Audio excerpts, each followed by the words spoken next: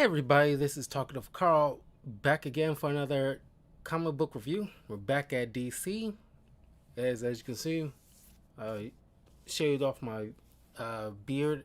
Haven't been clean shaven since uh, late 2019, and I've been trimming it, but it's like clean shaven's been like a while, so it's like you know. Plus, I got going to like the C2E2 tomorrow, and if you follow me on Instagram and Twitter, which you can see in the description, you'll see that like I tried on my I kind of DIY'd myself a Harley Quinn thing, but they haven't really, unless you actually have to make it yourself. There is no way you can buy like a guy version of a girl costume for you to wear for cosplay, which is unfortunate because for the flip effect, it's easy for girls to find girl costume versions of guy stuff. So it's like I don't know. I guess it's not that much of a demand, if especially if you are a guy who digs have a female superhero or a villain that you really like, and you want to dress as them. You gotta, you know, pull out all the stops just to make it yourself, or do what I did and try to get close enough to something that you might dig. But anyway, I'll do like a video tomorrow, evening. Excuse me, of what I got from the con and all the other stuff. But anyway, I'm pretty sure like, wait a minute, does Batman the Well count as a black label? I don't know, because I don't think so. So I think technically this will be my first black label book that I'll be reviewing for the channel. And hold on a second, forgot to do the hotkeys thing.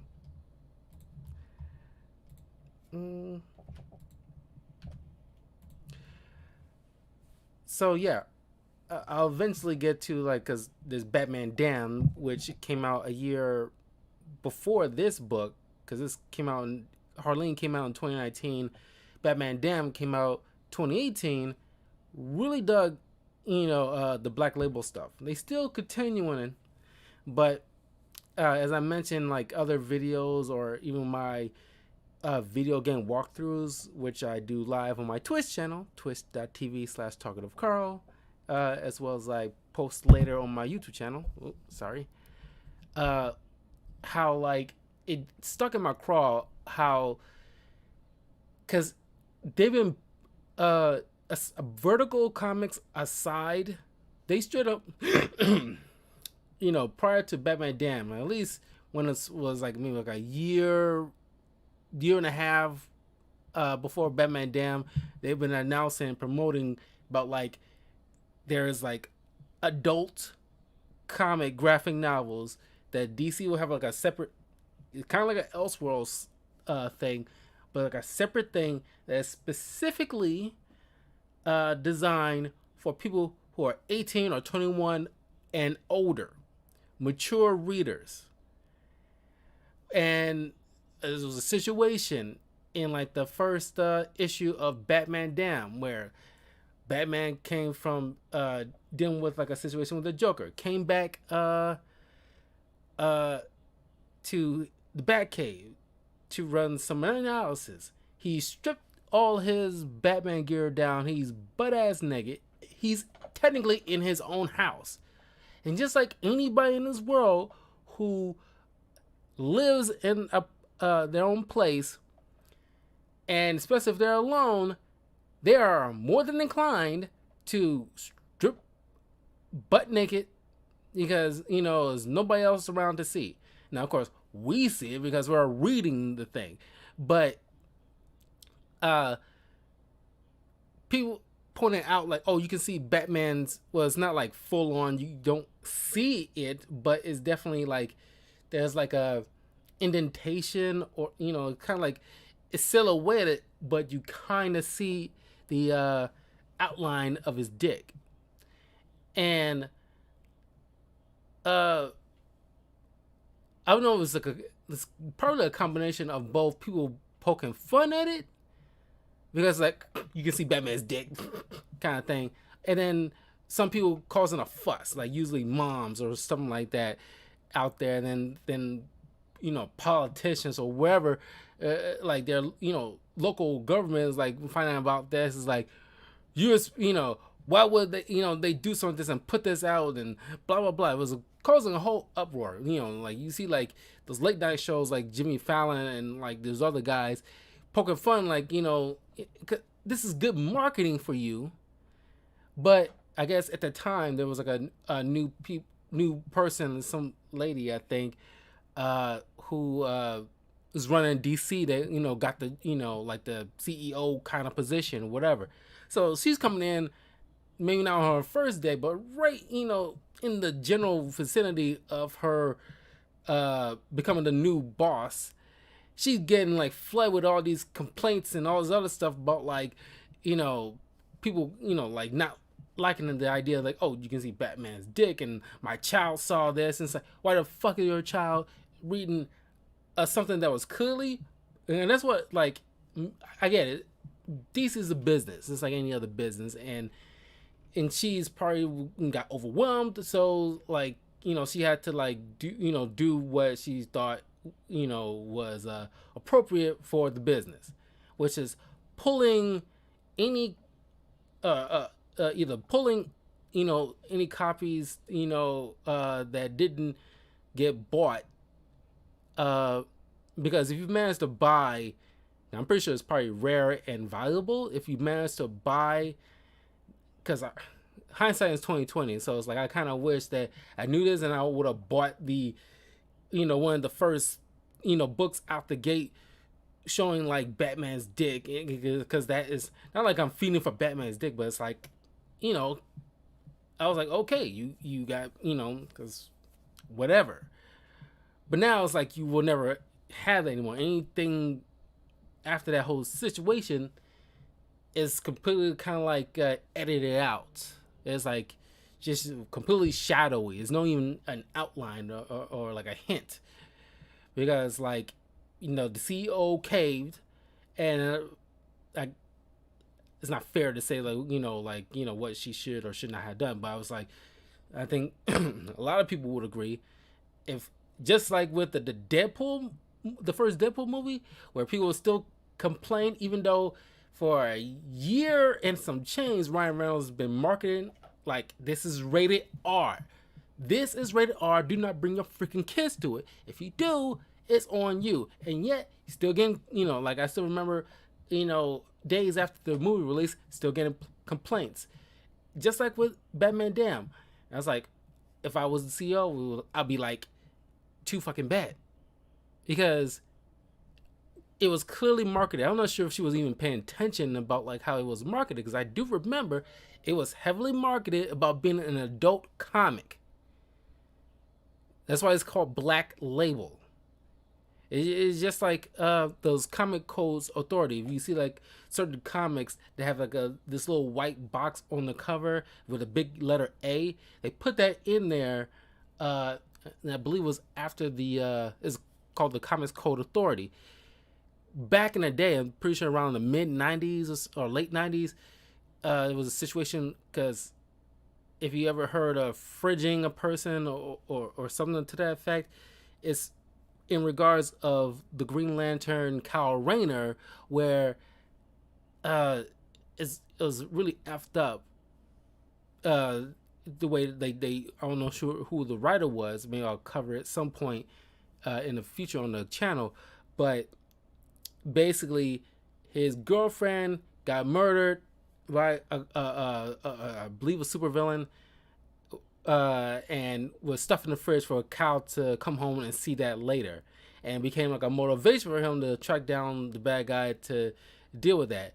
And since then, because there've been like issues with that about like using women pretty much like a prop for motivating like the male hero or just heroes in general to go deal with bad guys, and just pretty much like a thing, and it was a whole issue, and you know it was kind of graphic, and it was no fair warning. So since then, there was a Comics Code Authority.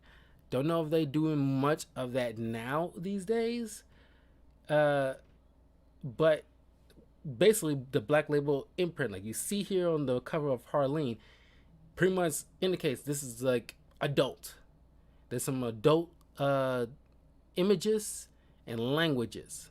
It's just like Punisher Max, indicating there's some serious adult language and images that is not suited for children.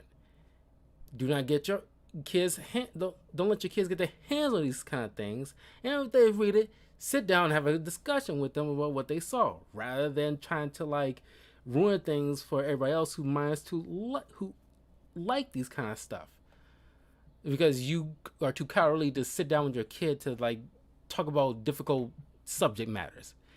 Anyway, and like for the entire weekend, or at least for a while, I'm gonna be calling myself Carly Quinn. I am Carly Quinn in this video, and let's get to work. Hold on a second.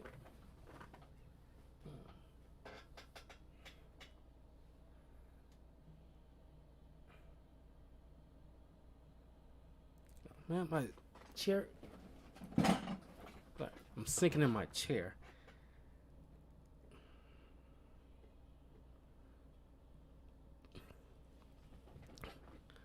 Okay. Now, this is, Harleen was, might butcher his name. But Harleen is written and drawn by Stjepan Sejic. And from what I understand, they have written many of romantic kind of, graphic novels, comic stuff in the past. Pretty sure it's, I don't know, it was like a she or a he.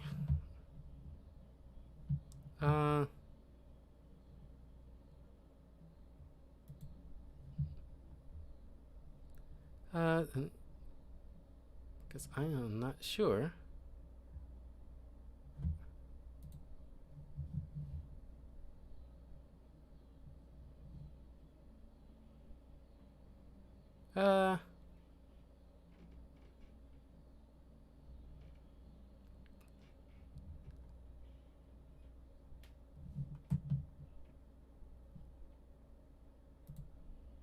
Hold on a second, because I feel like I don't want to sit there and be rude.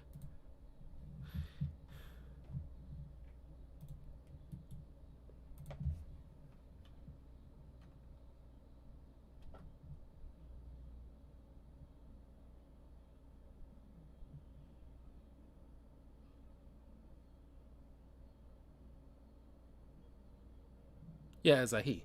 Okay. Sorry, I just feel better to make sure like I got that right. He, Mr. Sejic, written plenty of like romantic graphic novels, like Sunstone's one of them, but it's like at least like quite a few others. And he got the chance to write, for DC. So he pitched a Harley Quinn book, but it's like a kind of like a retelling of her origin story, Mad Love, and she's pretty much like throughout this, three, because it's supposed to be, it's just 3 issues, but all in one solid volume. It's supposed to be like 3 volumes in total. One with Harley and Joker, kind of Bonnie and Clyde thing, and then there's supposed to be the final volume is all about Harley and Poison Ivy with the Thelma and the Louise kind of adventure.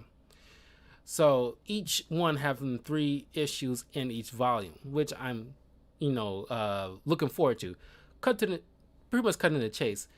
I love these Black Label books. Each one of these Black Label books I thoroughly enjoy. Batman Damned and Harleen. I'll eventually cover Batman Damned. I really want to do it around October for Halloween, because I'm not planning on like actually going out this year for Halloween, even though like I could, but it's just I mentioned before, I'm saving up. I'm trying to save up to get my own place, so it's like I gotta scale back a certain expenses and not like willy nilly stuff. As much as it pains me because I really like to go out and drink for Halloween and kick it, but it's all another story.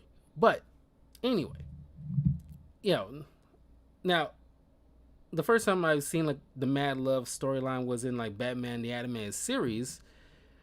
Uh, but I mean, it took me a while to appreciate Harley Quinn. Then maybe, well, not even when Margot Robbie took up the role as Harley Quinn, but maybe uh, sometime a little bit of time before that, I started to grow like a little bit. When I was like, I had an appreciation. Then like, it's like, oh, like she's cool.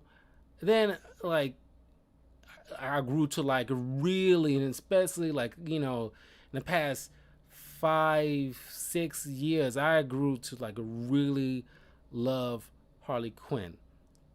Uh, I hesitate to think of because I really understand. I'm trying to recall like, is there any interpretation of Harley Quinn that I dislike, and I fail to think of any, honestly.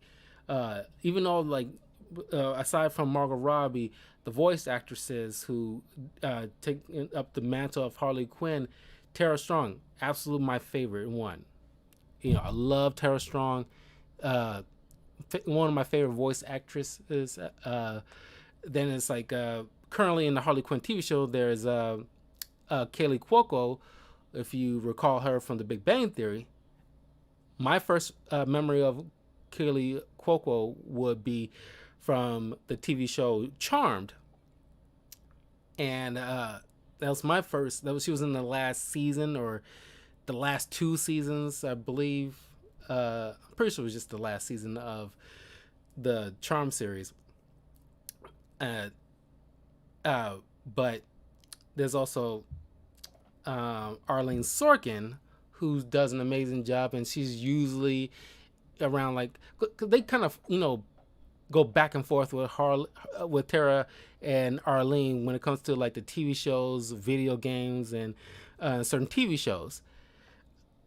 But yeah, there's no interpretation of Harley Quinn that I dislike. They all do a phenomenal job. So we pretty much begin, with Harley kind of regaling us of her time, at least like she's, having these like kind of like, nightmares or just random dreams. One of which she's walking down this like, like it's definitely Gotham City with the bat signal right in the sky, but there's like the road she's on is on twists and turns, and she come across this big bat creature, obviously supposed to represent Batman, because of the bat symbol on his chest, and all these little bats flying around him, swarming this one figure, which is clearly the Joker, and she's had this line of dialogue. The dialogue in here is very brilliant. I'm not like where like she mentions that if a group of crows is called a murder, then a group of bats should be called a feast.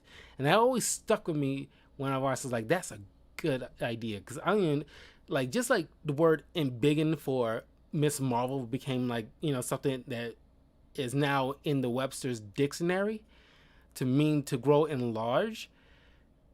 This should be a term used for like zoologists, going forward, and just anybody going forward, that a group of bats should be called a feast.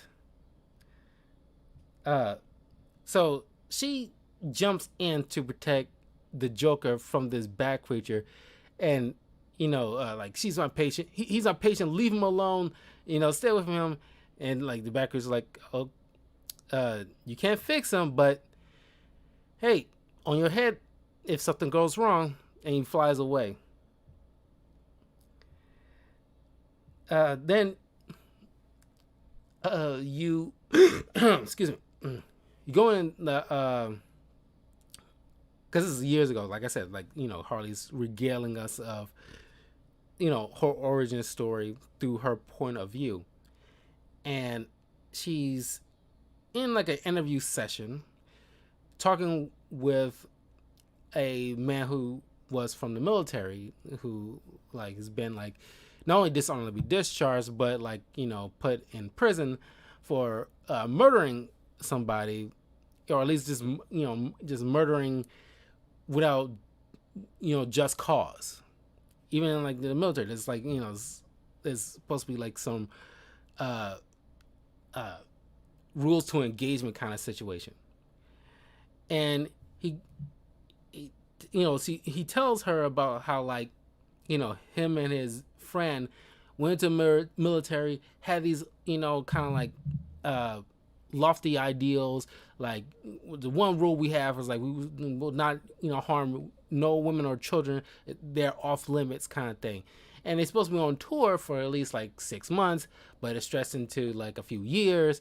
But then like you're in the war zone, and you learn eventually that empathy for the opposition is a hindrance, because that's not a luxury you might not get from them.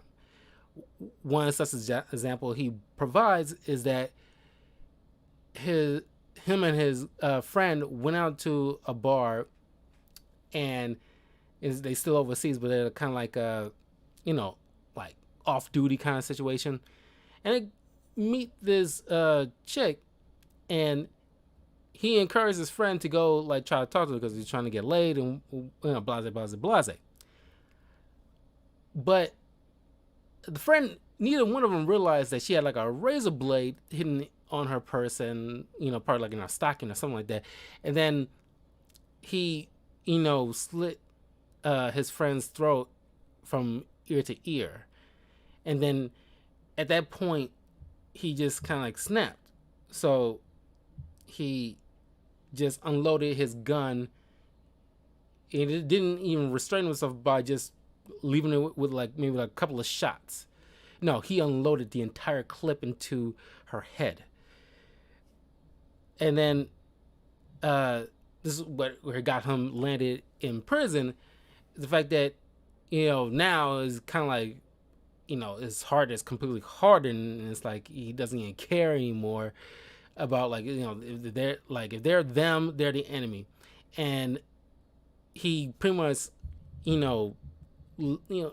led like a full-on assault on like a hospital, whereas like he thought at least believed that there was like just like a place they trying to hide within like innocent people. So he just kind of like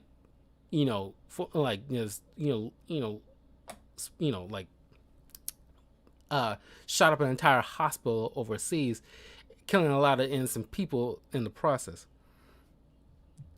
So what Harley's doing is, while she's speaking at a symposium, discussing about how like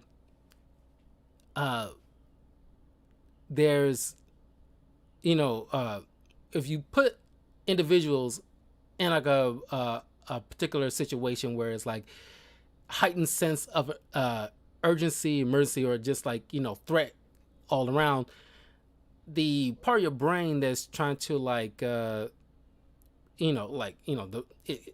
trying to like the fight or flight response, or it just kind of like blunts any kind of empathy. And normally that's fine, except if that part of your brain keeps doing that, then that's just gonna be like a automatic thing. It's kind of like you're doing like exercises, and like you kind of like strain the muscles or tear certain muscles, and like cause it to heal over, and then like you become stronger. That's kind of poor metaphor, but you know what I mean. It's like your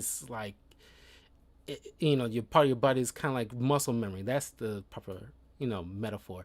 it's muscle memory for it, the body chemistry now. It's like, I'll just keep doing this, and then that becomes the norm. What she's trying to do, at least trying to get funding for her research to study people like this, because they, since they live in Gotham, is a prime, way to study without having to go overseas, where it's like a dangerous war zone. We can study like psychotics and study parts of their brain, and hopefully narrow down, what is the issue, and try to fix it, so that way we can possibly lead to a cure for everybody who's suffering from this problem. In the crowd, you see like it's clearly Lucius Fox. It's like, it's not that it's just because he's a black guy, in a room for like, but it's just like, I don't know, when you read comics long enough, you can tell, sometimes you can tell not maybe who's who, but who's going to be important. And I got a sneaky suspicion when I first read this a couple years back. It's like, that's gotta be Lucius Fox. This is kind of like obvious. I don't know. You in like a symposium with something with scientific, what's he has it kind of situations, like one black man in the crowd in like that kind of room is usually, especially when it's Gotham, usually you can like, I kind of take a good guess. It's like a 50-50 shot of guessing like, yeah, that's Lucius Fox. Kind of scoping out like potential for the Wayne Foundation. But at a certain point, he gets up and leaves before Harley finishes, and this kind of puts her in like kind of like a funk, because like she feels like, oh my god, I'm just boring these people, and they're not really listening to me. So she afterwards goes out drinking with her friend Sandra, I believe.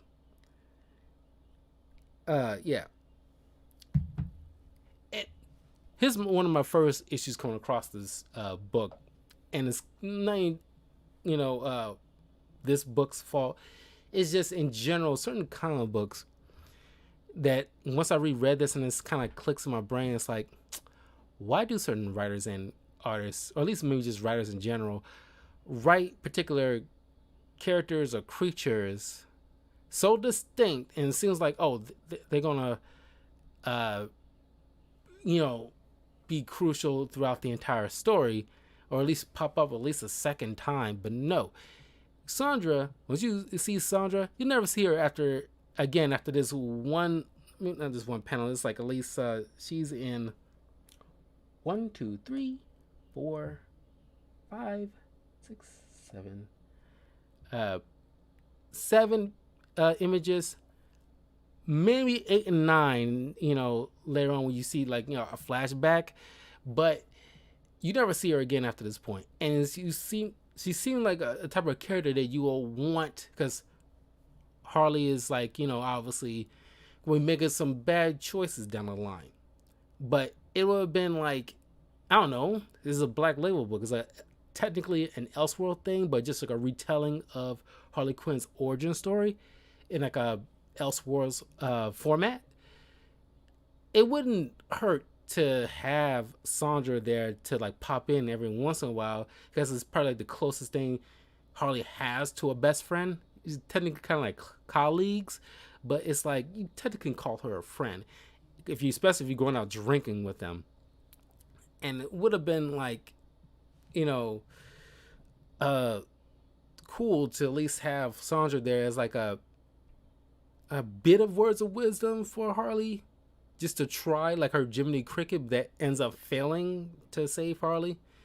But yeah, you never seen Sandra after this, and I just thought I'd point that out, and I thought that was kind of an issue. I hate when writers, write about and then commission artists to draw very distinct characters, but then again, like, all the kudos to Mr. Sejic, everybody drawn and in this book is drawn not only beautifully, but it's just like, it's like people use the term like, you know, full realistic and blah blah blah, but it's just like there's like a handful of artists that I in comics that I really enjoy.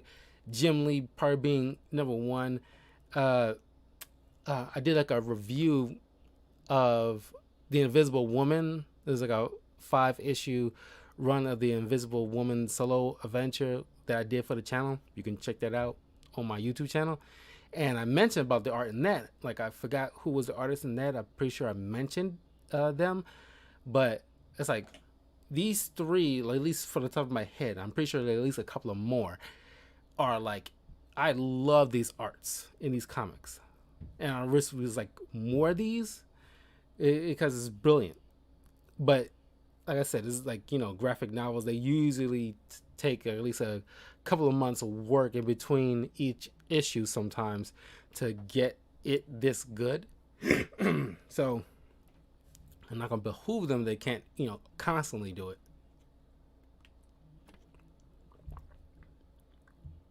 But Sandra tells Harley that, hey, you got to like you know, zazz it up a bit, you know, make it entertaining, because I kind of think this kind of led to her theatricality as Harley Quinn down the line, because she becomes like the center of attention, you know, most of the time, and she's kind of like, you know, you can, her little antics is kind of showy and like forces people's eyes on her, because when she's going through this speech on the stage, it gets like, you know, well, like you see Lucius Fox later on explaining how, like, you know, he left early because like, I got the point, you know, I was already on board, and this pretty much like, you know, technically kind of drag on you over explaining kind of situation. And so Harley's kind of took her friend's advice about like, you know, you gotta, you know, zazz it up a bit. And, you know, Harley had this funny line about like, what do you want? Like, you know, me to bring puppets to make it a puppet show just to get them to get their attention? Yeah, bring puppet shows, do whatever you can. You know, you gotta like, these people don't want like these long, you know, dry explanations, scientific explanations. They want to, you know, something to hook them in, because, you know, these money people understand money, and if you give them something that they want to fun, you gotta make it short, sweet, to the point. Just like that's why she's in like the pharmaceutical business, where she's like excuse me, where she's what was kind of pills, like depression pills or something like that. Yeah, you know, a pharmaceutical company that helps like you know, makes pills for depression. As they walking off, you know, Sandra points out about like how like astrological signs, and it's like it's the perfect week for cancer or something like that, and it's like, or it's like, probably shouldn't like say that out loud kind of thing, because kind of people might take it the wrong way. It's funny moments in this, very funny moments. As she's walking, there's this massive explosion going off, and out runs Joker and his goons, and he spots Harley. Side note, before I get into this, I had a confession to make. Well, except for the past few years, you know, prior to the past few years, for the longest time, I had an issue.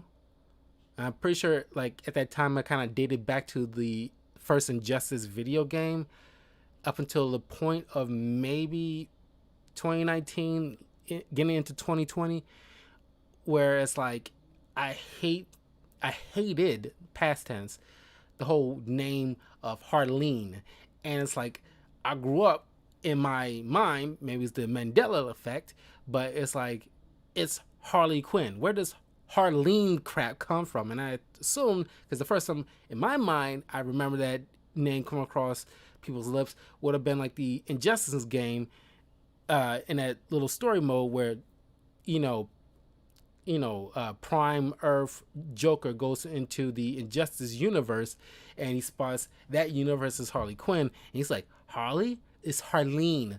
And it's like, okay, maybe it's just like this one game, and that's what like they decided to do like the standard name instead of her costume name. But since then, people like attributed it to that, and it's like it doesn't seem right. So somebody corrected me on that and said, no, they used that way back in the animated series, and like they pointed it out to me, and I'm like, oh yeah, you're right, they did do that. Oh, my bad. I'm the fool, so I'm glad you corrected me. But it's just like that's why like for the past 3-4 years I was more adjusted to the name Harleen Quinzel as her, before the acid bath, that was her standard name before it just became Harley Quinn from then on. But anyway, she comes across the Joker. He spots her, and she's pretty much frozen as he pulled a gun out on her. He was definitely prepared to shoot her. But at that moment, she has like, her entire life flash before her eyes. From a little kid, like up to the point of this moment where it's like, I want to. Where she's like, a moment where it's like kind of like a teacher asking like, what do you want to be when I grow up? A teacher, a singer. Like, I don't know. I said I don't know. Maybe, and then like, and she starts to understand what her true calling is eventually down the line, where it's like, I like listening to my friends' problems, and then that's where she led to a psychiatrist. But you can see how like that we known Harley to do back in the day, and maybe to some extent right now, because like why she was so drawn to, because even regales the moments when like, because part of her origin story, she slept with a college professor because she had like a thing for older guys, and when they got busted, she had this reputation being called Harley Quinn, because when guys having a midlife crisis, they usually like to drive Harleys, and so she's become like a running pun. Especially this one chick, some asshole chick. I'm pretty sure her name comes up, but it's like she's kind of like a bitch to Harley. But but you see, like, she at first, before she landed on psychiatrist, she gravitated to guys, like the professor. You see, like with Joker, like, oh, he's an older guy. Some semblance of like, Carly doesn't feel like she had like any kind of control, but she's gravitating to people who have, like, kind of certain positions that's like above her, and she's kind of like mimics that. She's like, oh, I want to become a teacher. Why? Because you're a teacher. You're like somebody of authority, and like, somebody like, like with power, and like, whatever. But then you see, like, that's how like Joker, part of why Joker got hooks him, because he just like, we all know he kind of manipulated her desire in that regard, and so she became Harley Quinn, because like, I want to, at that time, I want to do whatever he wants, because wherever I attribute my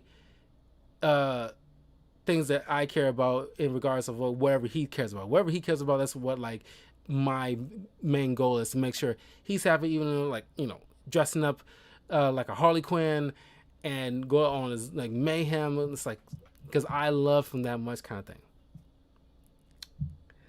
But he doesn't pull the trigger, and then he goes into like a van with his goons, and they drive off. And the guy in the driver's seat asks Joker, like, why didn't you kill the girl? And Joker is like, it's like the look on her face, it's like she's gonna be thinking about me, but it made me a promise.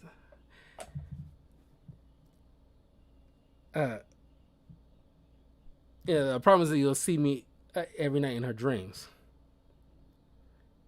Then they get stopped by Batman, of course, but which causes them to crash, and most of the guys in the back are dead. But it's still like a couple of goons to back up Joker. But the driver, you know, he's like, wounded, and like he's like partly out the windshield, and like it was like a funny moment with the Joker. This is probably one of my favorite ones, where the Joker is telling his driver Sam, is like, look, I get most of the dummies in the back being killed, but come on, man, like, you're dying over something stupid as like, why didn't you wear a seatbelt? And it's funny how, like, because Joker was wearing his seatbelt, if you notice, and it's like, you may be criminals, but like, wear a goddamn seatbelt. And it's funny how, like, a mass murdering psychopath, even he like obeys a basic rule of the road, was like, wear a fucking seatbelt. And the goon was like, it will never happen again, sir. I'm like, yeah, I know. And shoots him. And there's a funny little next panel that really got me, and it still got me, where it's like there's another goon that survived the crash, and Joker is like, you were number one guy, Bob. And I was like, I laughed, like, and it's like, yeah, like, if you've been around the block and you read and watch a lot of comic book stuff, it's like, especially when it comes to Batman, it'd be hard pressed not to, think of the first Batman movie and try to eke in maybe a couple of references from it. And I dug that. And it's like, God, it got me to my soul. You're my number one guy. God, I love that freaking movie. Oh my God, Tim Burton, you're a freaking treasure.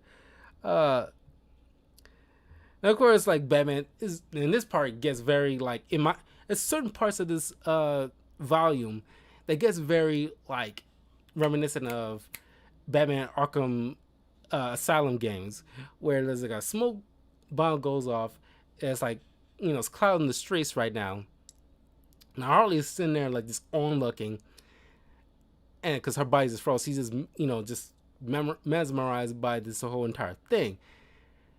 Smoke bomb goes off, and like throughout the like mist, Batman's like taking down the couple of goons in like the in the smog, leaving like Joker only one left, and these two duke it out, and like the fight leads to like a square, or like, it kind of looks like almost, except for the ice part, it almost looked like that ice rink in like in New York, with that big golden statue. I forgot what it's called, but it kind of reminds me of that, except for the ice part where it's just like all grass. And that's where they land, and you have these, because it's Gotham, nobody's running away to safety. I mean, I'm pretty sure some are, but most of the Gothamites coming over to watch the entire situation, and including Harley, and they're cheering and chanting like, yeah, kill him, get him, as like Batman's just like beating the mess. Of course, Batman's not gonna kill him, but he's like beating the mess out of the Joker. And Harley's just like looking on, kind of in horror, just to see like all these people just like won that pound of flesh, or just like egging on the situation, and not like, oh, he's still like a human being, but you're chanting, you wanting this guy in his costume to like really beat on a guy who's mentally unstable. Being a psychiatrist, I guess that would be her, that's the first thing she'll probably just automatically think of. well, it's not grass. It's like it's water. It's like some water like flowing inside. So it's kind of like a pool or like a one of those like a larger version of like a thing that you see we throw like pennies in to make a wish. Not a wishing well, but you another thing that acts like a wishing well. But she wakes up the next day and gets called in by her superior, who introduces her to Lucius Fox, who uh, explains to her about wanted to Bruce Wayne wanted to fund this place because like he wants to look at all aspects of options to help cure the mentally unstable of the city, because he hinted at about like as you may know, like he has like a personal thing against like not personal vendetta or anything like that, but it's just like he has like a personal reasons why he wants to help, given his you know horrific history. And it's like Harley grew up in Gotham just like Lucius and most other people here in this room, part of this entire building. And it's like, who does not know about the like? It's kind of like the same thing with uh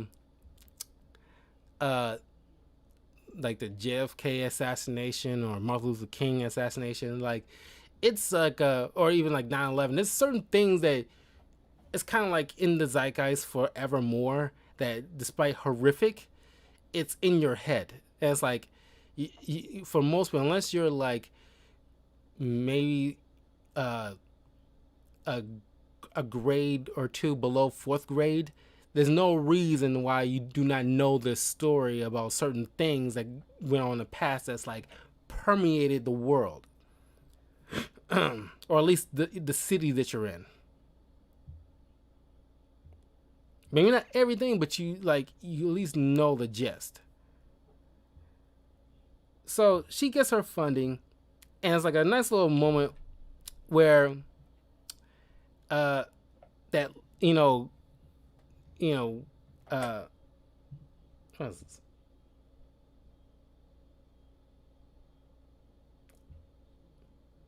Pauline, that's her name.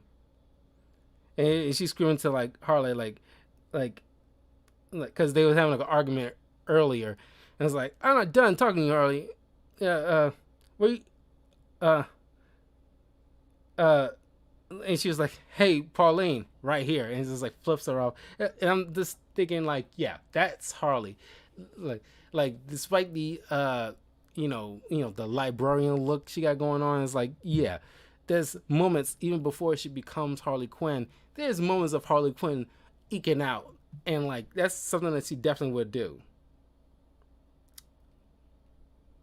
I thought like, yeah, I love that moment. It's like that is Harley to a T. So she goes to Arkham Asylum because uh, with the funding from the Wayne Foundation, uh, she has like the access that she needs to do her research at Arkham Asylum, and then like later on, Blackgate Prison. Before we get any further into it, I just want to bring out, because after rereading this part, there's plenty of people, here and there bring up the fact that like, oh, Bruce Wayne only spends money on like, beating up like on like gadgets and stuff to beat up, the mentally unstable. It's like, why don't he use his money to like, help people, like, they could do a lot with his money, blah blah blah. And it's like, it's moments like this is like you got to point out to people like that. It's like he does do all these things. He, there's plenty of times in comics when it's pointed out and you pretty much overlook it maybe, or just let it go through one ear and not the other, that he puts in money to these like organizations, like, to help various people of various levels, and especially the poor and downtrodden. Like he, like even like Batman, the Dark Knight Rises, it's like for a long time before the whole situation with after the situation with the Joker and the Dark Knight, he's been like keeping funding into the orphanages, uh, Robin went to in that film, and it's like, all that money he's, making sure that, everything's going okay. They don't have to go through any kind of issues without, like lack of food and resources and blase blase blase. He putting money in all these kind of scientific research, you know not like weapons or anything like that. It's just like, this is scientific research to help, like, grow more food to help, like, starving areas, and, you know, research purposes for like scientific exploration. He does all kinds of stuff. You just overlook it or let it go through and after the other because you're looking for the action in a certain comic, or at least, everything but that. He does do this stuff. Keep that in mind. But yes, he also set time out to be Batman, to do his Batman things. And that's why he has people like Lucius Fox to handle the day-to-day stuff, to make sure all that other stuff keeps going.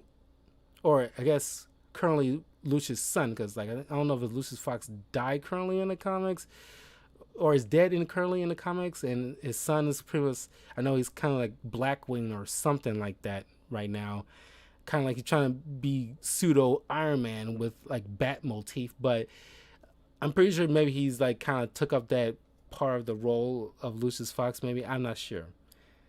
Uh, as she's going into Arkham, one of the guards inside start frisking her, and then she gets greeted by the head of security, Bronson, who explains to her like, yeah, we're on high alert because Joker's being brought in, and you see him strapped to a wheelchair, bringing after he got catched by Batman. She's turning her face so that way he doesn't recognize her. He gets like a glimpse, but he doesn't piece it together right away. But you get like certain vibes of, like I said, the Arkham Asylum games, because it's like you see at the third issue where it's like, there's like a spoiler alert, breakout, and it's like, I'm not gonna tell you who yet, but it's like there's obviously a breakout, and it's like, yeah, that's freaking Arkham Asylum to a T. Even though it's not the first time you see like inmates escape Gotham's playing a comics that does that, but it's just like you can tell like the game is like so in the zeitgeist that any type of comic book panel that emphasize like a Arkham breakout, your mind just goes to the game. But if you're a hardcore, reader, comic book reader, especially Batman reader, technically the first time, that at least the most notable breakout in Arkham is the one in the comic book that led to the Nightfall arc, or at least it was in the Nightfall arc. My apologies, in the Nightfall arc, when the first introduction of Bane, that also culminated to the most iconic, one of the most iconic comic book panels of Bane breaking Batman's back. So, little info for you guys, at least a little tidbit or insight. So, Harley meets the head doctor, Hugo Strange, who explains to her like, oh yeah, we got a lot of lofty idealist psychiatrists coming in here all the time. None of them pan out. Now I understand like the Wayne Foundation is like funding us, we kind of owe them, so you do your thing, whatever. But it's like just like he gives them all these little warnings and stuff like that. We already know who Hugo Strange is gonna be later on, because he's already kind of like a dick, and he's there's quite a few people who mispronounce Harley's last name. It's like Quetzalcoatl. Even her like the plaque on her door to her office is misspelled. Like come on. Because I thought it was pretty funny.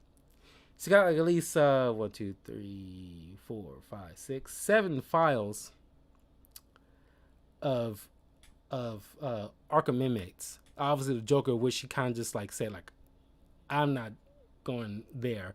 She tosses it in her drawer and just focuses on the other six, like Killer Croc, Poison Ivy, Victor Zsasz, Riddler, uh, and Mad Hatter. Yeah, like, oh, and Mr. Freeze. And uh, currently at this point, Harley's having a tough time sleeping because she's having all these kind of nightmares. Yeah, uh, about the Joker. So she's drinking like 2 cups of coffee at this point just to try to stay awake. Uh, and Bronson steps in and try to like just speak with her just to like their colleagues trying to like give her some tips and stuff like that. Like there's better coffee that's stronger on the second floor. You might want to next time just like go there. You'll be good with that. Uh, and he mentions about like this place can drain you, so it's probably best that you kind of like uh, find your kind of like vents. Uh, like his like whiskey and darts, and like you gotta find your thing.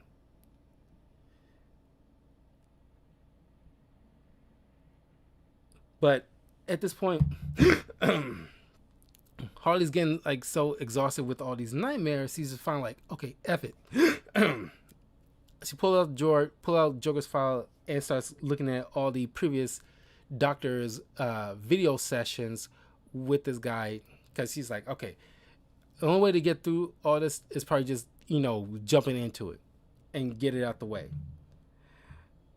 And she watching all these like videos, and it's just Joker giving different stories.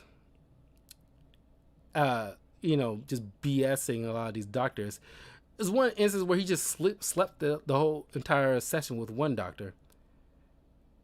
And she finds a videotape that's like, that's labeled the real Joker, which is just, one moment where Joker's being brought in and some guy in the crowd screaming like, somebody give him the chair, like kill the monster. And like Joker's going through a spiel about like we're all monsters, and you just need the right key to like let him out. It's kind of like if you ever read the Batman Serious House on Serious Earth, where he kind of like equates the asylum being the real world, and outside the asylum is the asylum, where people like just think like they're going about their day with these masks on, pretending to be civilized instead of being true to their nature, which is just monsters. We all are monsters. And at least I'm, not hiding who I am, kind of situation.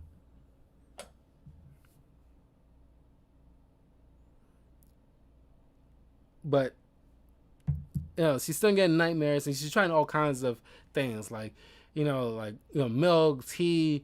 She even tried chiropractor. A chiropractor was going. There's like a funny image of one snapping her neck, like, and she makes her face. It's funny as hell. But then she ultimately just relents and decides, okay, this is the only way, surefire way that I can get some sleep. So she resort to drinking booze, which helps. It doesn't really, you're not really sleeping, you're unconscious, but you also are trouble with like hangovers at this point. Later on, Bronson like notices this because he's seen this before, where a lot like security or doctors get so stressed they resort to like drinking like booze. I mean, like he even like experienced that. That's why he messages to her later. It's like, because he smelled like, kind of, I think he mentioned like liquor sweat or like something like, aroma that wafts off a person who's been drinking too much. And he points out like, that's why I said like, I had whiskey and darts, but I stuck with darts because like, the whiskey was becoming like a real problem. So you gotta find like vents or certain things that's not like that will help you vent. That's not detrimenting.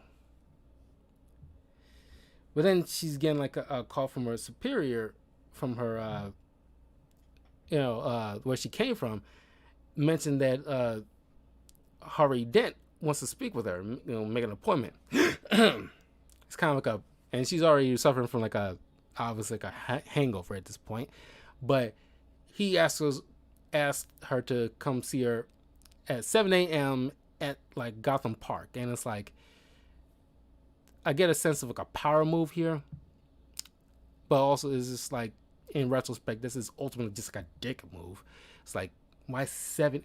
Well, he explains why 7 a.m. because he's just like, not only is kind of like a power move, it's clearly a power move, but he mentions how like this is the one moment that he, when he's not so busy, that he can just enjoy the city, where there's not that many people around. Like the sunrise is pushing away all the shadows, and the city's never looked so beautiful. It's probably like the one where moment in his eyes where you see like this is like a beautiful city, and like all like the evil just being washed away in this perfect moment.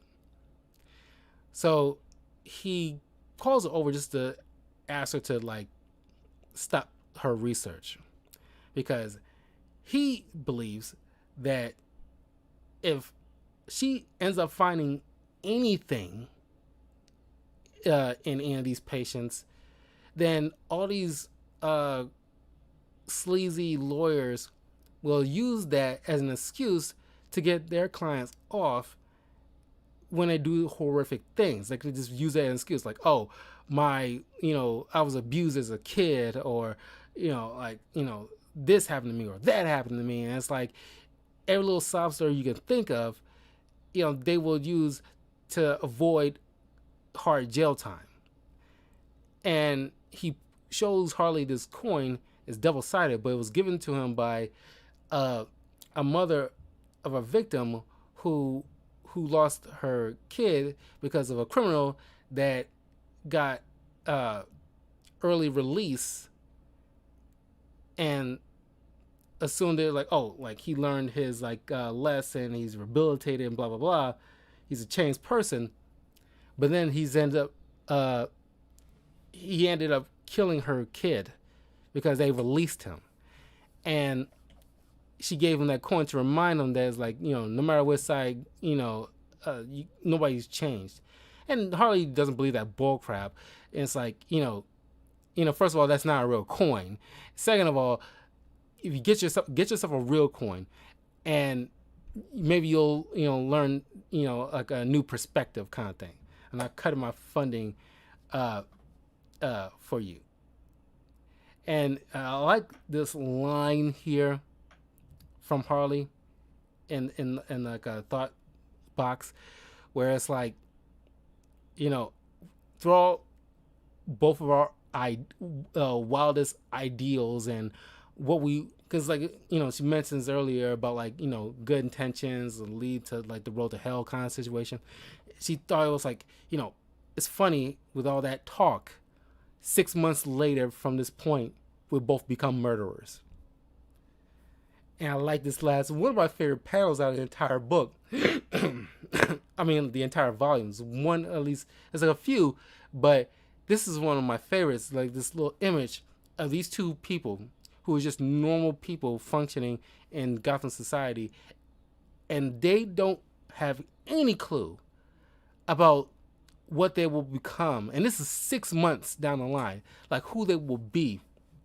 And you see images behind where them like who they're known to be, and it's just like it's kind of like a painful thought. It's like, this is like, man, this sucks. Like these, even though they have like a disagreement, they want to help the city. They truly want to help the city in their own way, but it's just like the city will end up turning them into different kinds of monsters. I mean, ultimately, Harley will work her way back around into becoming like a hero, as we know her today. Excuse me. And but it's like a long road for her.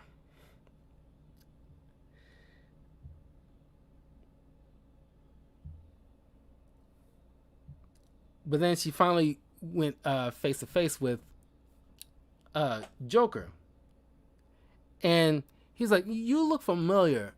And he bangs on the glass. It's very Hannibal Lecter, but it's kind of he bangs on the glass, and she jumps. And it's like, "Oh yeah, that's you. I almost shot you that one time. How you been?" Uh, and like she wants to finally have like a session with him, and he tells her to call him Jay, and you can hear it in the classic Harley voice, like, "Okay, Mr. J," and it's like that's a good way to end the book one.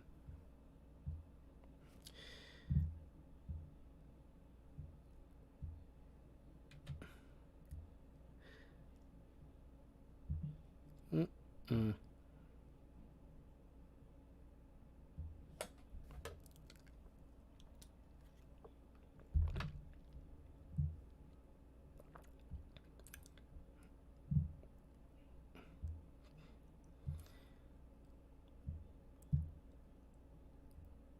So now, like at this point, after a few sessions and still nightmares and still drinking at this point, uh, she gets a phone call from her former boss yet again, telling her to turn on the news.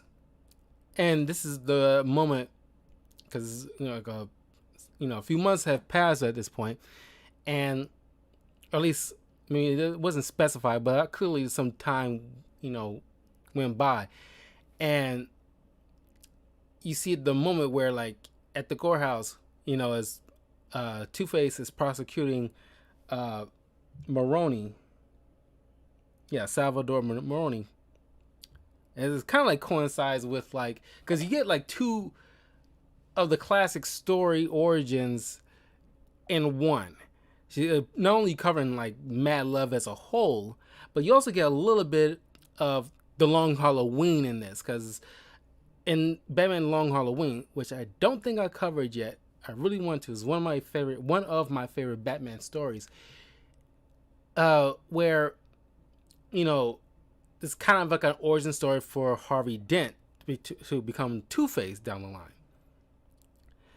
So it's kind of like I guess and this is the confusing part. Like I said, it's an Elseworld, so you pretty much like do whatever kind of.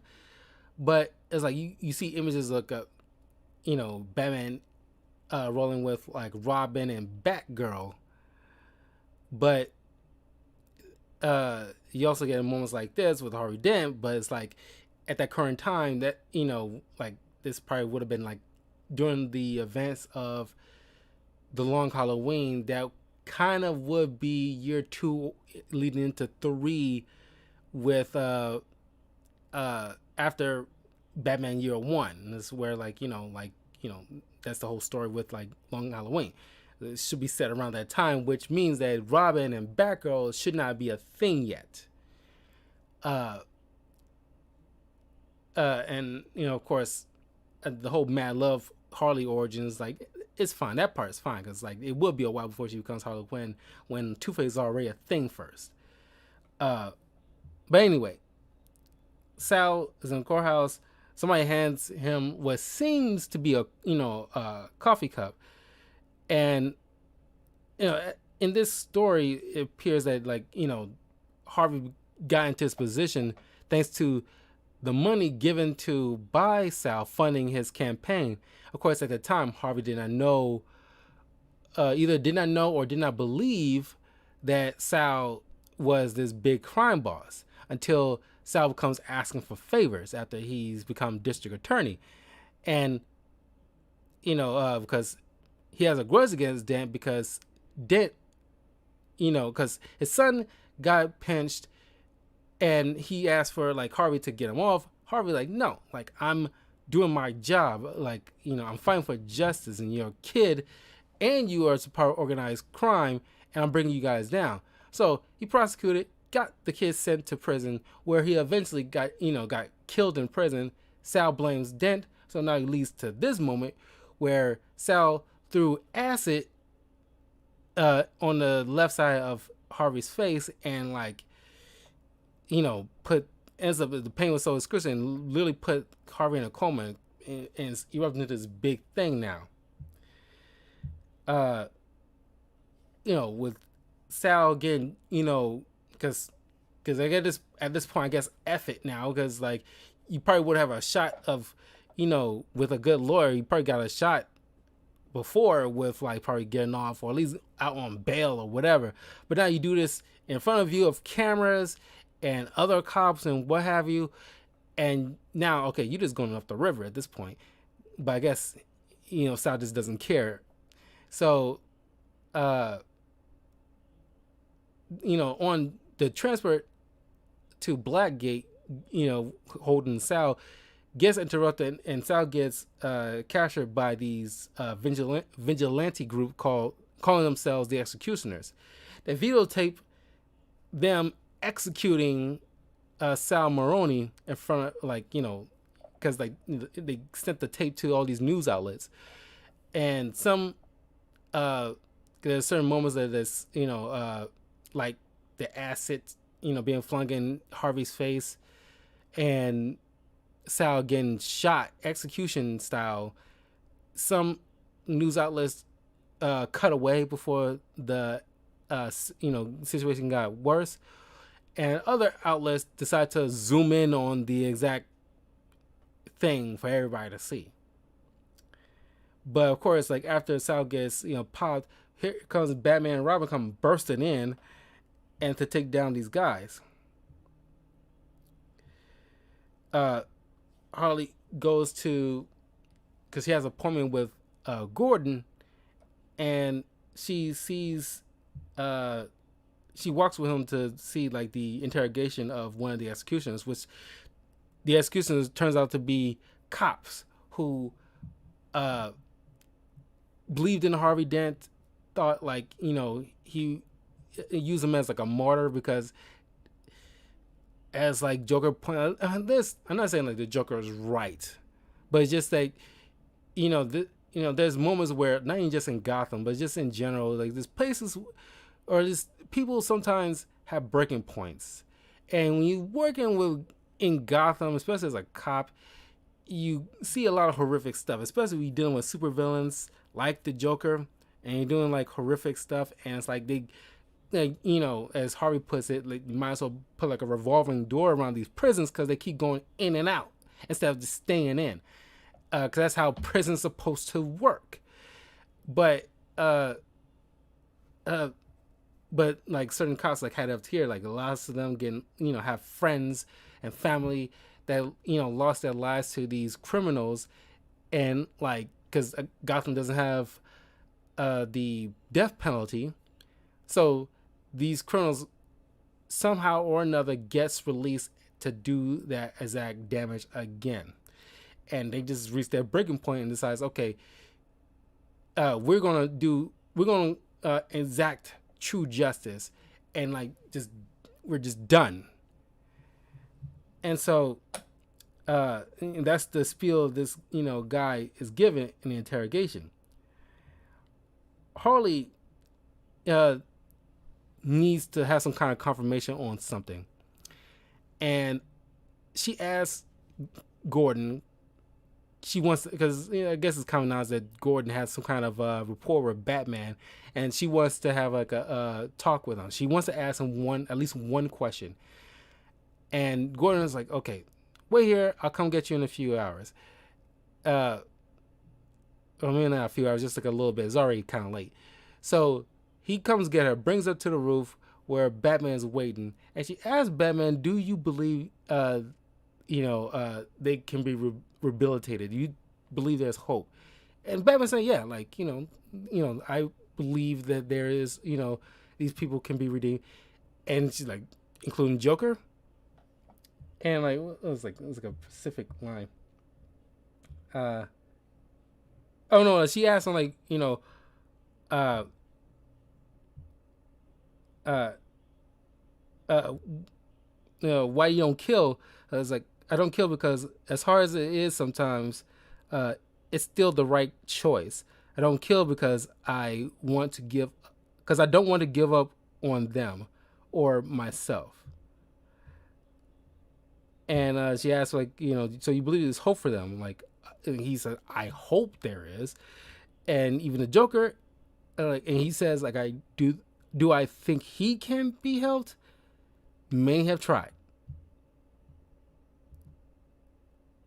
And then he just kind of ends it there, and he goes to talk with Gordon. And uh,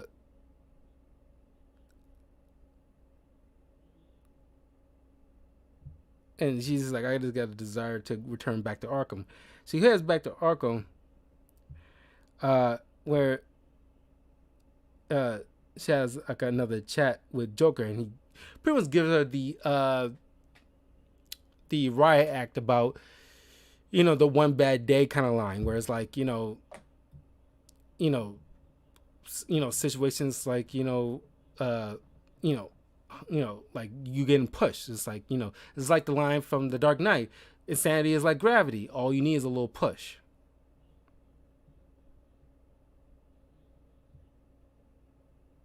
Uh,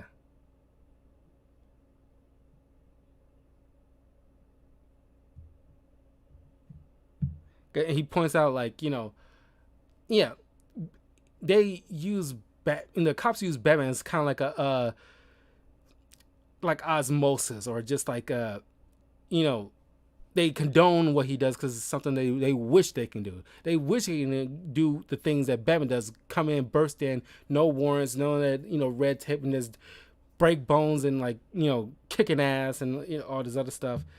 Uh, uh, uh, he put Batman is their righteous indignation personified.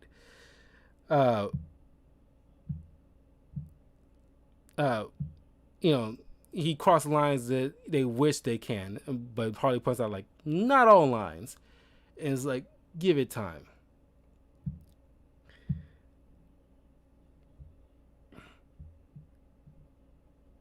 Uh,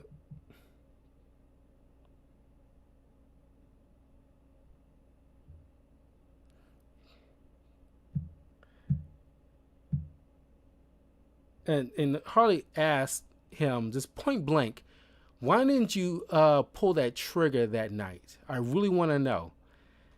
And uh, Joker hesitates for a second, but then answers, uh, I'll tell you a little secret, Doctor. Uh, and I know you'll keep it because of Doctor confidentiality kind of thing. Doctor patient confidentiality. Uh, there are two expressions I love seeing on people's faces. Uh, the one of abject horror and an honest smile. Uh, the two rarely cross. Uh, uh, he saw the terror in her face, but he had like a thought like, I actually would want to see her smile. But then he went off in a classic Joker joke, cause like, or maybe I just ran out of bullets. So, like, you never know. But then it's like, whether or not you choose to believe this is like one of those rare moments where Joker, uh, you know, set aside his Jokernisms and actually tell it to you straight. Because I think there's only one time that actually, well, it's kind of two times that I can remember in all of the comics involving him that I can recall. There's only two times when Joker actually has like a point blank, talk with you. None of the bullshit. Where one, I forgot, it was like a Justice League kind of thing. I forgot what was like, the adventure was or whatever, but Martian Manhunter, they need to find something. Joker knows what it is and could lead, to like, that could lead to some, a devastation they try to avoid. But he's trying to like, force sanity onto the Joker, which only lasts a minute because he's that insane. And Joker has like a moment to actually tell him what he knows, but he also gets enough time to just say like how much he's sorry for what he's done. The second time that I can think of where the Joker probably had like a realistic, honest to goodness talk is in the Killing Joke at the end where Batman and Joker have like a discussion, and it's probably like, it's up to you whether or not you believe that was like the most straight talk you get from the Joker. I like to think so. This one, I like to think so too, where it's like Joker is like setting it aside. Well, I mean, maybe at least 80% sure he's being solid with Harley at this moment, where he just tells her to her, I believe straight, like, no joke, I'd love to see you smile one day. And she mentions like, this is the way he said that. It's probably the most sincere I believe I can, get out of him.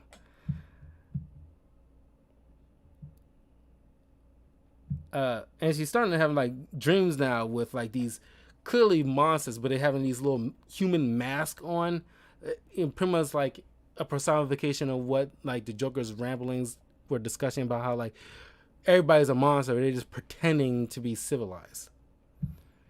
I kind of like that kind of image too. And you see like Joker like chained up with like clearly like a silhouette of like a shadowy figure trying to represent Batman, I guess. Approaching him and like saying through the shadows like, you have been sentenced, any last wish? And Joker like, just one, a smile. And one of the guards hands like, Joker some files. You kind of get a hint of what that might be, but we'll bring it out in the next volume. Throughout the next like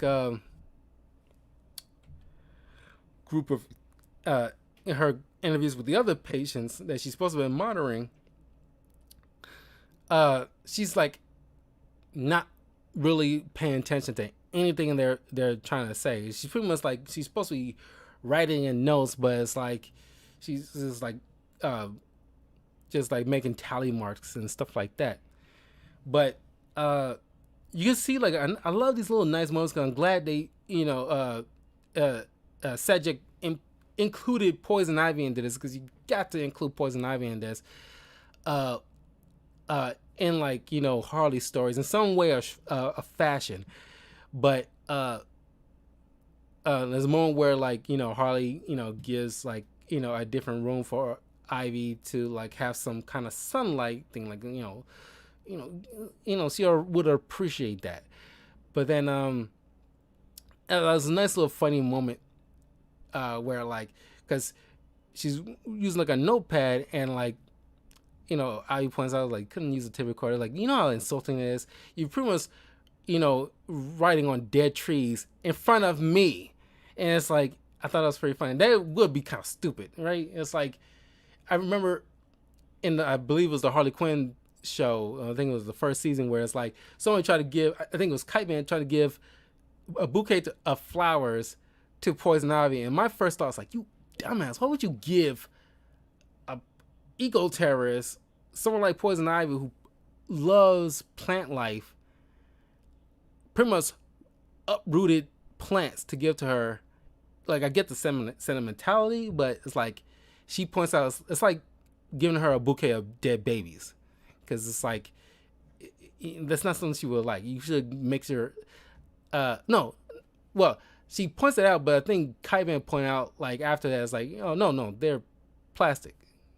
At least I believe so. I can't remember that far back. I'm pretty sure, because Kaiban is when he's like into like a girl, he makes sure like he move things around, or at least facilitates their needs, because like, yeah, it'll be more appropriate to give Ivy, if you want to give her something like flowers, give her fake flowers, so at least you can get your sentiment across, without insulting her, because that can easily end up she can easily end up killing you just for that little fact, just that display, because it's just like without hesitation she would do that. But in a scene where she's not really fully paying attention, Ivy points out, it's like, I'm like, are you attracted to me? And she was like, no. Like, oh, I thought it was your because she can sense the pheromones and body elevation and stuff like that. And it's like, I thought my powers were growing because like I can sense like you're warming up, and it's like clearly you're thinking of somebody very like that you are aroused by clearly. And so she's like, "Oh, I gotta go." It's like, "Oh, sorry, well, I'll see you next session." Isley, and she was like, "It's Ivy." It's like a running joke with these two. It's so funny. And then like, there's been times when when she's not even scheduled to do so, she goes to Joker's room and watches him sleep, and she notices, when he turns over, she notices all the scars on his back, which you see in another panel where it's like they have a discussion, and it's like because of what happened to him in the acid bath, his chemicals, it like not only bleached his skin and turned his hair green and stuff like that. It's pretty much like kind of his nerve endings are pretty much shot, and it's like it takes a lot to make him feel something. It's like like if it's bare minimum scratches, but anything less than that, he doesn't feel a damn thing.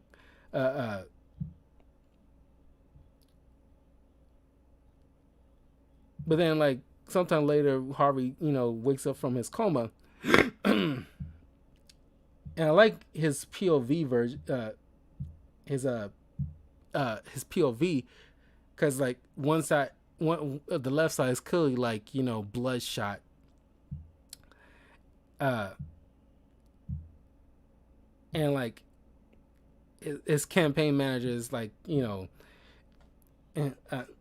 is telling him about like we need to like get ahead of this, because like the media for all this time has been like running your story without your input, which like, well, I'm about to say like what news outlet would just do that without like in their side, but yeah, most news outlets would do that.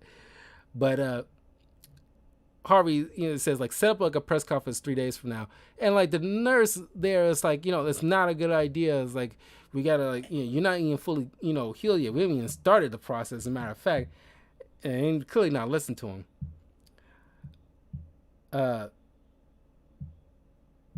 But then like 3 days go by, he holding this conference, and clearly he starts wigging out because, and this is the part that's kind of like I have an issue with the fact that he's losing it and like breaks in reality right now, and like his little campaign manager is saying one thing, but in his mind is like he's distorted, and it's like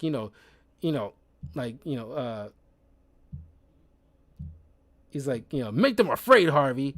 And it's like, what you saying? He's like, I said let's not make them wait, Harvey. And I wouldn't have mind this too much, but it's like, why is his campaign manager is the one always in his head throughout this entire story? I would have been fine with, at the very least, anybody who's in, around have moments of like saying one thing, but then like their like real feelings burst out like that.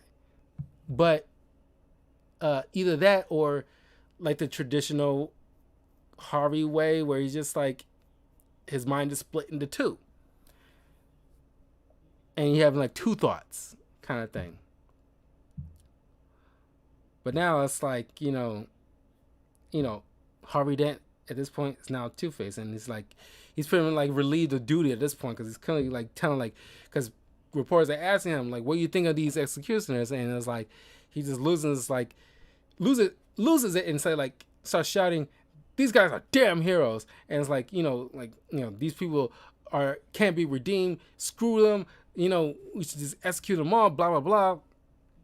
uh, that kind of thing. So he clearly lost his mind.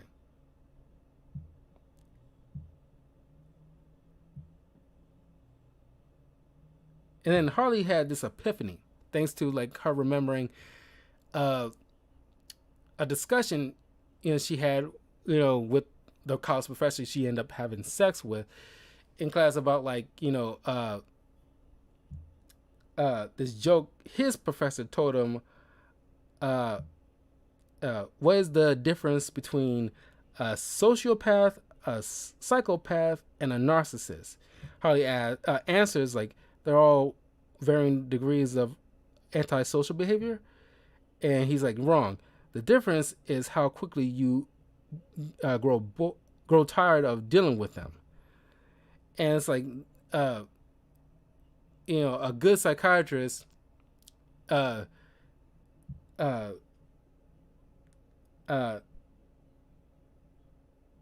uh a good psychiatrist has to be willing to not only stick around but like you gotta be a good listener, which is true realistic. Like as a psychiatrist, like if you want to get in this kind of field, you gotta be one of those kind of people that like likes listen to people's problems, and you gotta stick around just long enough to ask the right questions. That gives her epiphany. Nobody in the video appeared to ask Joker the right question.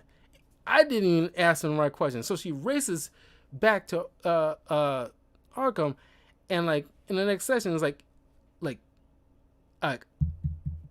do you feel any empathy for the people that you hurt? And he mentions like the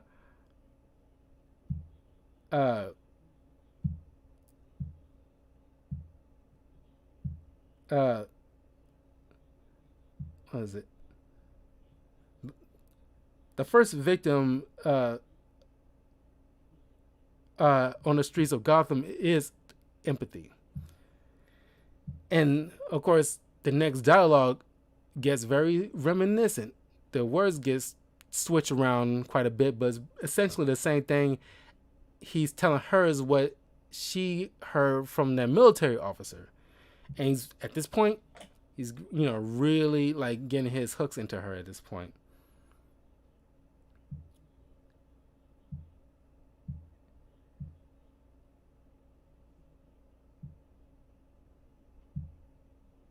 And Joker like points out to her like it's trying to like personally I think it's trying to get her goat, but also it's like just be real with me. You're just using me so you can write like a thesis or whatever about me just to level up your career. And it's like you don't really care. And she's like I'm not like that. Just because she feels like she's losing his trust, and once she does, which is not supposed to do, you see in the movies a lot, especially when got cop shows, or at least FBI or government kind of spy shows, they have somebody in interrogation and they unhook like the cameras so that way they don't get the feed of like something they're gonna do that's against the rules or law. And she unplugs it, unstrap his straitjacket, and he just starts embracing her. And she says, "You can call me Harley." Oh, Harley Quinn. That's kind of funny. I was like, oh god. And like when I first saw that, I was like, oh my god, this is like incredibly dumb. And Joker points that out too. It's like, he points out in the third issue. It's like, I've killed other doctors for just like he points out. You think about it, at least in this interpretation, it's like with his driver, didn't wear a seatbelt, and he just shot him point blank on the spot because it's like, dying for something that dumb that could easily have been avoided. He killed doctors who, not all doctors, but there's, the few doctors that dared to unhook him from his straitjacket, he killed immediately. They deserve to die because they decided to die on such a stupid reason. that could have easily have been avoided. And these covers, I love these covers. I'm getting new posters at C2E2 tomorrow, but I, gotta budget myself, and I gotta make sure that I go there no matter how good it looks. If it's something I already have, I'm not gonna waste my money on it. Gotta focus on that thing. So even though I love these covers and would love to have posters of these covers, especially this one. I think this one and the first one, I love. Like I already got like at least a couple of Harley Quinn posters. So she have more romantic dreams, and the writer obviously, like I mentioned, wrote a lot of romantic, graphic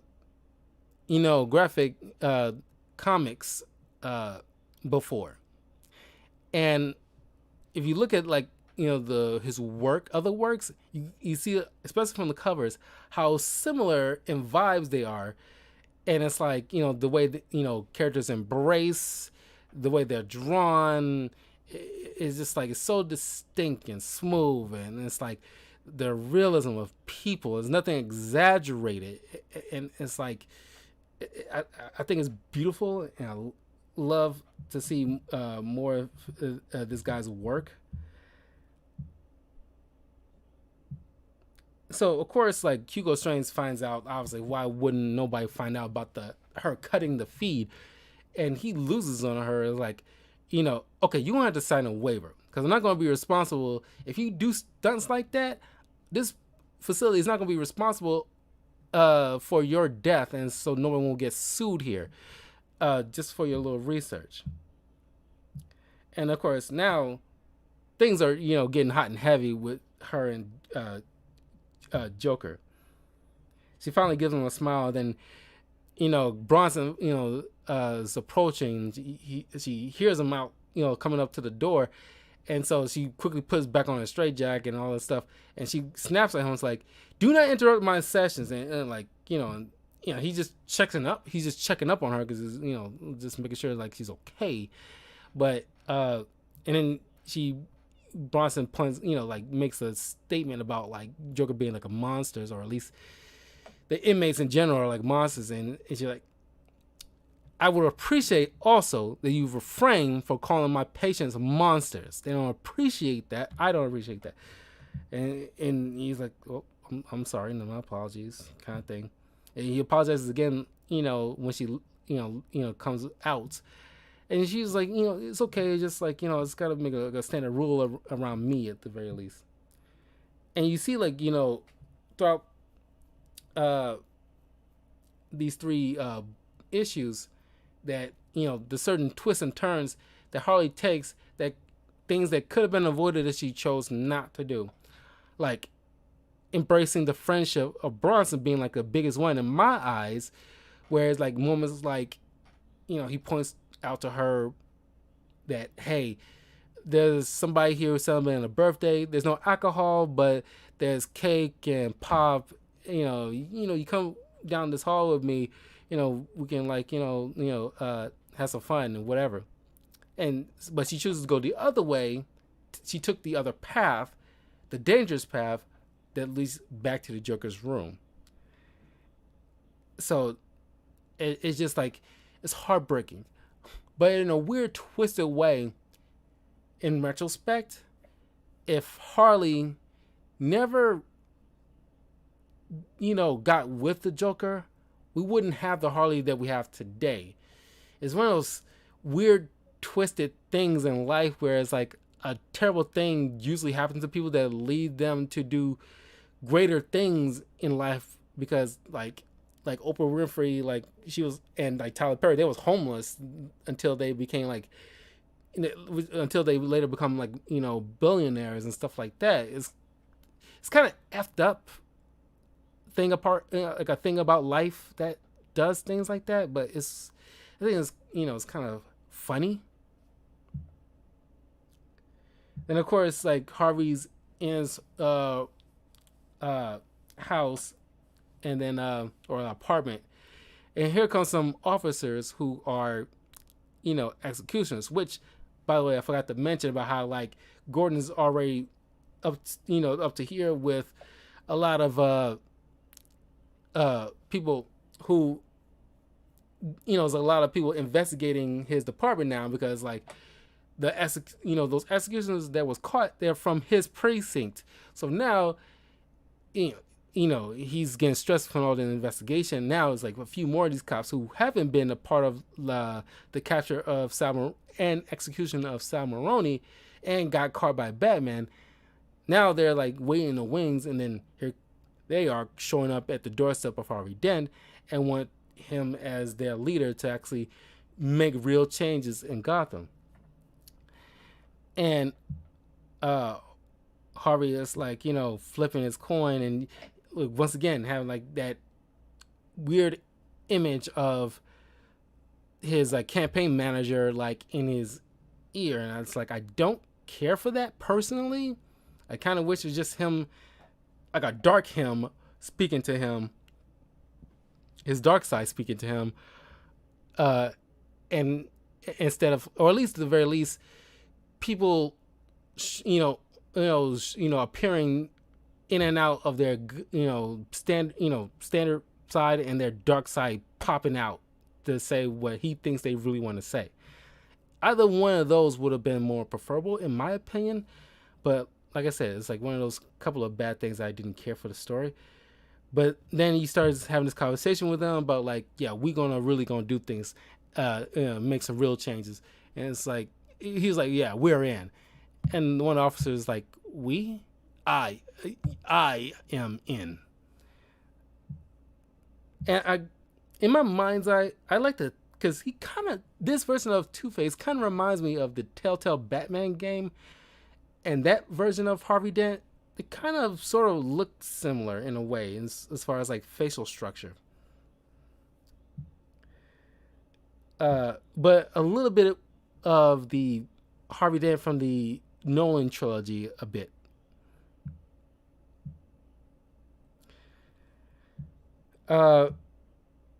Then one day,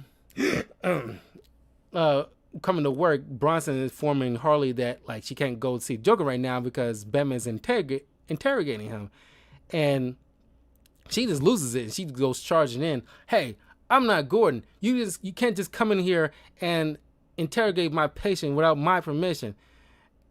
And Batman just like, okay, I'll just leave. It's like, and he tries to warn Harley. And it's like, even like then she's not seeing, being like a professional psychiatrist, he's not seeing, well, some professional psychiatrists, I imagine they don't see certain red flags of certain things they do in their day-to-day life, which they could have easily put out of other people.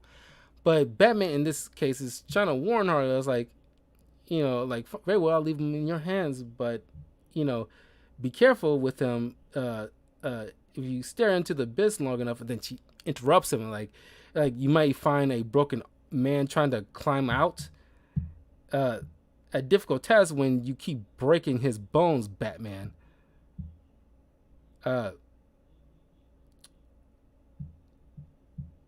So like this impresses Joker, and like like, oh, you told off Batman. I'm really impressed.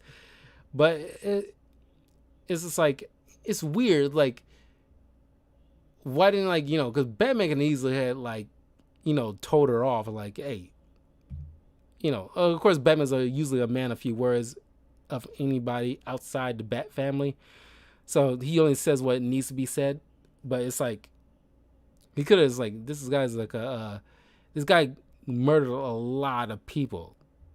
And, like, it's like, you weren't there, to see the horror left in his wake, Dr. Quinn. But, like I said, like, he's a man of few words kind of thing. But then it's like, Harley's starting to get more dolled up because she haven't worn makeup since college. But she's getting more dolled up for Joker when she goes to his sessions. And at this point, I'm starting to be like, okay, Batman's smart enough to see certain well, he mentions in the end. We'll get to it. Like, I don't want to jump in on that just yet. But yeah. So at this point, her sessions now become just sexcapades with Joker, because she's pretty much like, she makes a mention about like, I'm supposed to be healing his scars, but I'm adding some of my own. Showing images of her like scratching his back as they having sex. So now her nightmares are turned to like pleasure dreams. Then like finally, it's the night of Harvey's big play. Taking the executioners into Arkham and releasing all the inmates. Very Arkham Asylum, but instead of Joker, it's Harvey doing this. And so they, release Ivy, give her some soil so she can, regain her powers and strength, and release like Joker and Croc. And just one of them to wreak havoc. Their plan is pretty much like, go out there, wreak havoc, do what you guys do. But they want this because, hey, if, especially like Killer Croc, they going out, is so little the police and Batman can do, because they'll be pretty much spread thin. But in the meantime, these villains will just kill a lot of people and try to get like the public on their side when they come swooping in to save the day by executing them on the spot. That was their ultimate goal. It was a funny moment when, like, as they release in Croc, Joker's screams like, "Hey, these are the executions. They come to kill us all." And then Croc just snaps and starts, ripping one to shreds, and Zaz starts cutting another guy's throat. Harley shows up because she had the night shift, and she sees all this mayhem happening, and Gordon's trying to wrangle everything. He mentions, like, because Batman's fighting Bane, and, like, Robin and Batgirl are dealing with Mr. Freeze and trying to rescue hostages that he has. So it's, utter mayhem. She sneaks in, trying to find the Joker. She finds, half-eaten bodies left by Killer Croc. As he's trying to attack her, Ivy swoops in, saves her, and throws Croc out the window using one of her vines. But once again, even Poison Ivy, because she understands what's really going on, she recognizes, for that first moment when she senses that those pheromones off of Harley, she comes to understand, like, you're playing a dangerous game.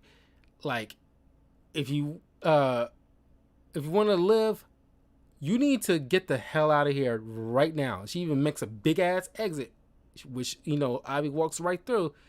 It's like, you have to leave if you want to, like, save yourself.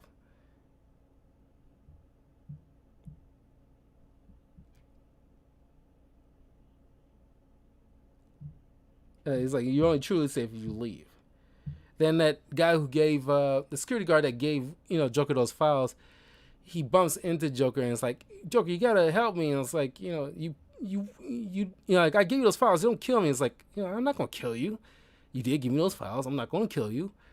If you want to get out of here, there is an exit past the boiler room, but there's 2 passageways on each side.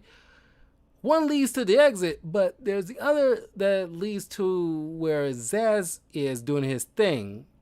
I forget which. It's 50-50 shot. Of course, he chooses one. It's Zaz. He kills him. But then Harley bumps into Harvey Dent, now Two-Face.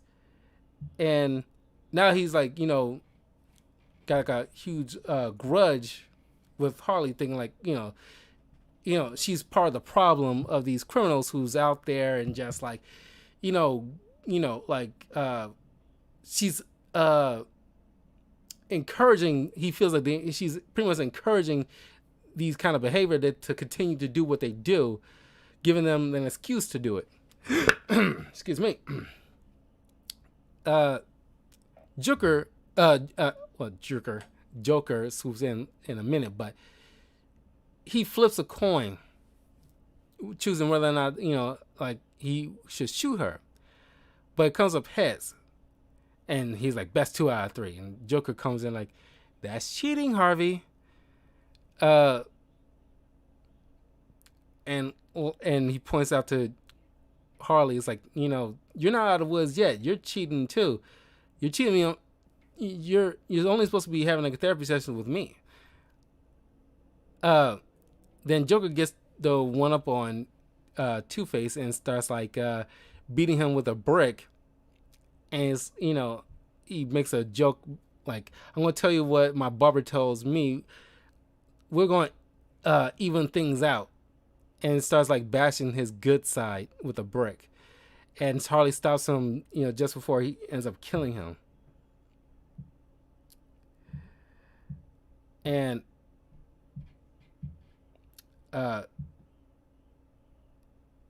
right then, Bronson shows up, and she's trying to explain to Bronson that, like, Joker didn't do any of this, and there's like a funny moment here where Joker is like, "Would you believe I actually did not kill these people?" And then Bronson shoots at Joker and wings him, and Harley's trying to step in between them, but Bronson notices how like she's actually infatuated with Joker, which he's disgusted by, because maybe he has had a thing for her, or he actually did consider her like a friend. That's like, how could you feel anything for this monster kind of thing.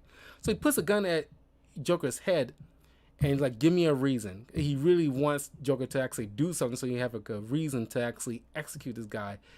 But then Harley takes Harvey's gun off the ground and points it at Bronson, and she mentions how like, she's never used a gun before. She has no kind of training, and so with no practice, he starts squeezing the trigger, and like she left off a round and shoots Bronson in the head. Another closest thing she had to a friend, other than like Chandra in book 1, those few panels she's been in. And then now she's, Harley's having like a nervous breakdown at this point. She, takes some of Bronson's blood and starts, scribbling the name Harvey and Harley, and how like it's so similar, only separated by one letter. And she wipes most of the words away, which leaves ha ha. Because now she's just like, she pretty much snapped at this point, because she took a life. She like she killed a colleague, and it's like all this stuff is like, culmination to this point where like it's kind of like, like her brain's trying to, and it's probably been done, it's probably happened before, where like people had like a moment where it's like the brain just probably out of survival, maybe. I'm trying to find the right words, but just like, instead of shouting or cursing, whatever, she just has this laugh. She just laughs. And Joker laughs with her, and they embrace and have this passionate kiss. And this, and the cameras are still rolling, because, most of the places, like, the power is out. The things like the cameras are operating on a separate system, so that's still running. So Batman's watching this video recording of these two embracing about this whole entire little moment. And so now Batman's kind of kicking himself. He's in the Batcave. This 3 weeks later. He's talking with Alfred, and it's like he's kicking himself that like he should have seen this coming. I practically fed this woman to this monster, and Alfred points out, it's like, look, you may have set this, you may have put certain like her in play, but she ruts away. She's a big girl. She made a lot of these choices. And I was mentioning earlier, like I'm blanking on it now, about like, Bruce Wayne and it's like, he's kicking himself, because like, yeah, maybe, uh, when he's seen as Batman, trying to interrogate Joker, and Harley Quinn comes in, maybe after that little moment, he should have, returned, but as Bruce Wayne, and had a talk with her to see how things were progressing with her research since he was funding it, and maybe he could have like picked certain things out, said something. Maybe that's the part where you feel like, okay, I should have, come in and like try to like check on things, and I, maybe I was too busy or overlooking things, or like I was distracted. Like, there was a lot going on, and I wish I would have paid attention or saw the signs. So now, like, it ends with like, because I love a panel where it's like, this is like, present day, 4 years later, as she's looking up, as Harley looking up in the sky, and Alfred mentions how like Batman should be her beacon of light to show her the way back, which hinting at the bat signal.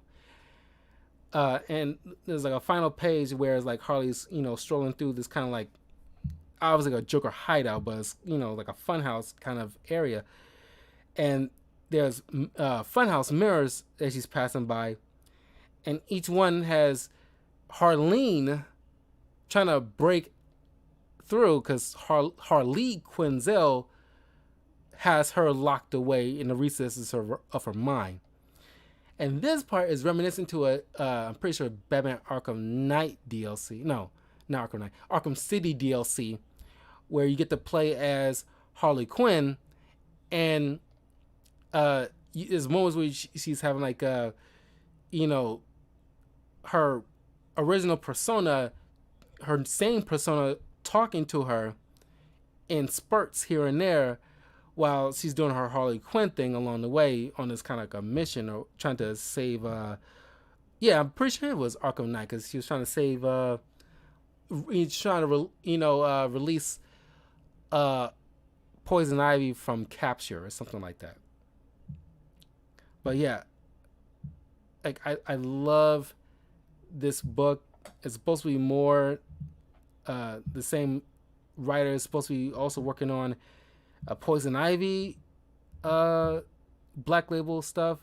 It's plenty, like, I mean, of course they all want to gravitate to his Batman villains, because like, or his Batman centered characters, because it's, I guess it feels like they just choose it because it's easier, rather than try to like, I don't know, because I'm currently reading a Black Label book centered around like Captain Cold and the Rogues, and it's kind of like an Elseworlds thing set a decade, or so in the future, and they trying to pull off this kind of heist thing to get a band back together kind of situation. That so far I'm digging, but I'm just want more people to focus on other DC characters that has nothing to do to anything about any Batman centered characters.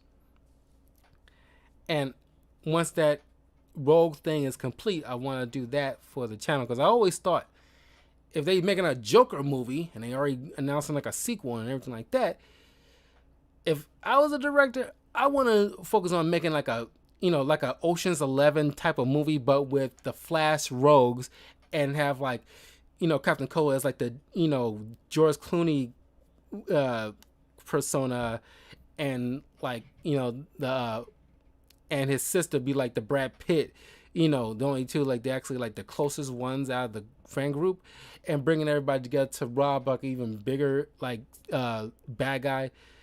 And it's like I thought that would be like a fun kind of movie. But yeah, Harleen, definitely check it out. Highly recommend it. It's like a great. Black labels are always great in general, but yeah, I'll see you guys in a little bit, because I got another Harley Quinn thing to do a review on, the Birds of Prey. So stay tuned for that, and I will see you guys soon. Yeah, definitely check this out. Don't forget to leave a like, comment, subscribe, all that good stuff to Talkative Carl. Let me know if you read this before, what you thought of it, any pros and cons, and yeah, Yeah, see you guys soon.